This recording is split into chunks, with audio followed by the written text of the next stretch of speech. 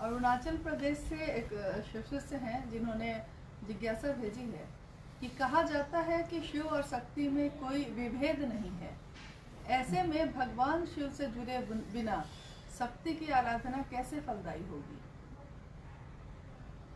हाँ, शक्ति और शिव में तो कोई विभेद नहीं माना जाता है। सूरज और सूरज की किरणें, आग और उसकी गर्मी, ताप। आग है तो ताप होगा, गर्मी उसमें होगी, हीट उसमें होगा। सूरज है तो रोशनी उसमें होगी, प्रकाश की किरणें होंगी ही होंगी।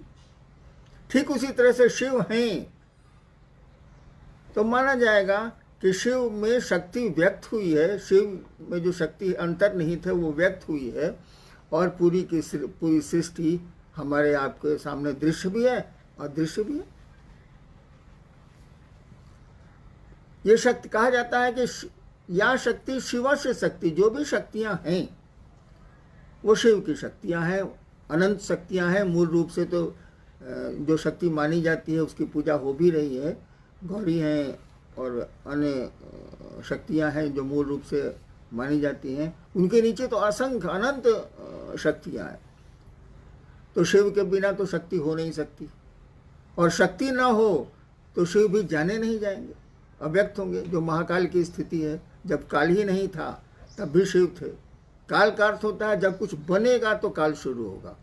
जैसे घड़ी बन जाएगी तब समय शुरू होगा कि इस तारीख को बनी थी, इतने दिन चलेगी, इसके बाद ये खत्म हो जाएगी। दवा बनी है, इतने दिन ठीक रहेगी, उसके बाद इसकी शक्ति घटती चली जाएगी। तो महाकाल का यही कॉन्सेप्ट है, महाकाली का भी यही कॉन्सेप्ट है।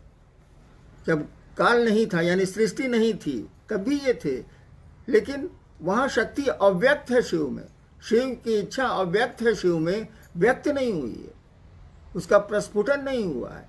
जैसे शक्ति व्यक्त हुई है तब वही 5 तत्व और 3 गुणों का निर्माण हुआ है और पूरी सृष्टि बनती चली गई है क्रमशः।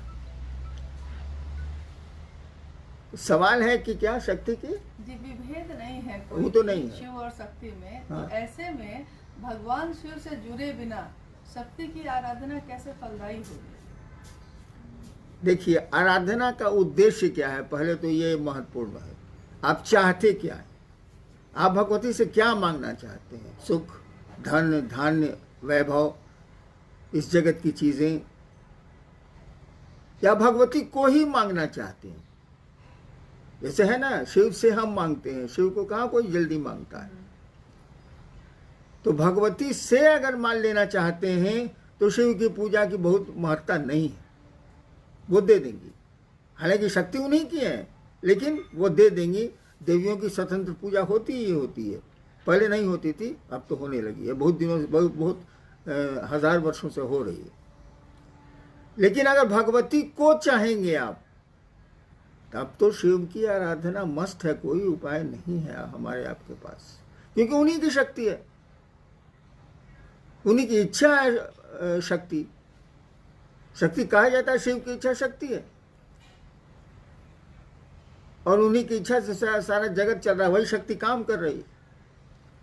तो शक्ति से अगर जगत मांग रहे हैं तो मिल भी सकता है, लेकिन शक्ति को ही मांग रहे हैं, भगवती को ही अपना बनाना चाहते हैं, तब तो शिव की आराधना अनिवार्य है, आवश्यक है। कोई उपाय हमारे आपके पास नहीं है। जगत मांगिएगा तो दे सकती, देती ही। जी पटना से एक गुरु बहन है जिन्होंने पूछा है कि शिव गुरु चर्चा के बिना, जैसा कि अभी लोगों को लगता है कि बंद कर दिया गया है, तो शिव गुरु चर्चा के बिना मन व्याकुल है, व्यथित है, 3 सूत्र का पालन नहीं हो पा रहा है, तो कैसे करें? चर्चा के बिना मन व्यथित, बाह्य परिवेश ऐसा है कि हमको आपको चर्चा की अनुमति नहीं मिलेगी, क्योंकि हमारे आप पर ही शारीरिक खतरा है। 3 सूत्र में दूसरा सूत्र है चर्चा करना। चर्चा का मानी क्या होता है, अर्थ क्या होता है? शिव गुरु चर्चा का प्रयोजन है कि दूसरे आपकी शिव चर्चा से शिव की ओर बढ़ें, शिव को अपना गुरु माने, उनका जीवन शिवमय हो, सुखमय हो, शांति उनको मिले, ये प्रयोजन है शिव चर्चा का। लेकिन 3 सूत्रों में 2 सूत्र और भी हैं भाई साहब। पहला सूत्र है कि अपने गुरु शिव से दया मांगिए, दया की याचना करिए, मन उस दया की स्थिति में जाए। और तीसरा सूत्र है अपने गुरु को प्रणाम करिए। आपने शिष्यानुभूति मेरी पतली सी पुस्तक है, उसको पढ़ा होगा। उसमें लिखा हुआ है कि शिव शिष्यता के लिए अनिवार्य एक ही चीज है, वो है अस्थाई शिष्य भाव। यानी शिव हमारे गुरु हैं, शिव मेरे गुरु हैं, यह भाव खंडित नहीं हो। जैसे आज तिथि खंडित हो गई, 9वीं में 10वीं घुस आई, कभी कभी चतुर्दशी में अमावस्या घुस आती। अस्थाई शिष्य भाव चाहिए, यानी मैं शिव का शिष्य हूं तो हूं, इसमें कोई भी संशय, कोई भी 2 बातें नहीं होंगी। शिव मेरे गुरु हैं तो हैं।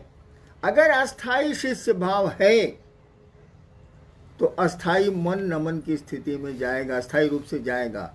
अस्थाई रूप से मन शिव से दया की याचना में जाएगा। बोलने या करने जैसा कुछ भी नहीं।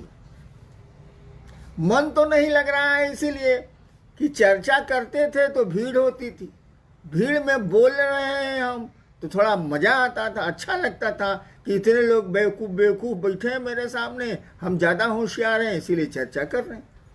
दूसरे प्रयोजन भी हो सकते हैं। एक आदमी का प्रयोजन हो सकता है कि लोगों को सुना रहा वो कि शिव की चर्चा सुन के ये लोग शिव की ओर चलेंगे, शिव इनके गुरु होंगे, शिव से जुड़ेगा इनका मन, तो कम से कम शैतानियत से तो बचेगा। और कुछ की मनसा होगी कि भीड़ है, इतने लोग मेरे हैं तो कुछ लौकिक जगत मिल ही जाएगा, सम्मान मिल ही जाएगा, सुविधाएं मिल ही जाएंगी, अन्य काम भी धरती के हो ही जाएंगे। तो ऐसे लोगों को ज़्यादा तकलीफ हो रही है, जिनका जगत छूट रहा है चर्चा के बिना, जागतिक सुख सुविधाएं कम हो रही हैं चर्चा के बिना, उनको तो दर्द होगा भैया कि कुछ मिल नहीं रहा है, न सम्मान मिल रहा है, न सुविधा मिल रही है, न पैसे मिल रहे हैं, ये क्या हो रहा है। शोर तो वही लोग ज़्यादा करेंगे। मैं शिव का शिष्य हूँ और मैंने ही पूरी दुनिया में शिव चर्चा 3 सूत्र की बात को लाया। ठीक है, मुझको किसने सिखाया? महादेव मेरे गुरु ने सिखाया, यह बात छोड़ दीजिए, मैं ही प्रत्यक्ष रूप से दिखता हूँ। मेरे मन में कभी ऐसा नहीं हुआ कि 6-7 महीने से शिव गुरु की चर्चा मेरे द्वारा बंद है, मेरी शिष्यता का क्या होगा, कभी नहीं आया मेरे मन। क्योंकि शिव मेरे गुरु हैं, चर्चा हो या नहीं हो क्या अंतर आता। महादेव मेरे गुरु हैं, जब मौका मिलेगा तो लोगों को शिव की ओर प्रेरित करेंगे। अगर शिव चर्चा बंद होने से आपकी शिव शिष्यता खंडित हो रही है, आपकी शिव शिष्यता कमजोर हो रही है, तो लानत है ऐसे शिव शिष्यों पर। ऐसे शिव शिष्यों को शिव शिष्यता छोड़ देनी चाहिए, यह मेरी राय। नेक्स्ट।